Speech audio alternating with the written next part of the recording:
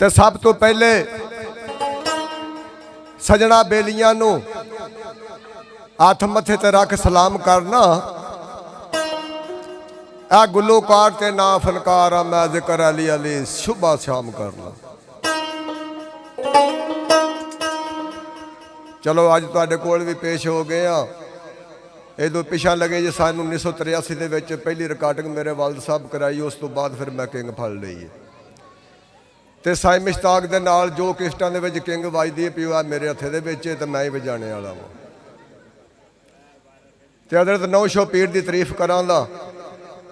वो जे तुहानूं पसंद आ गई तो ठीक है। मैं कख सा कखां ती बहुत औलाद तेरे करम साइयां।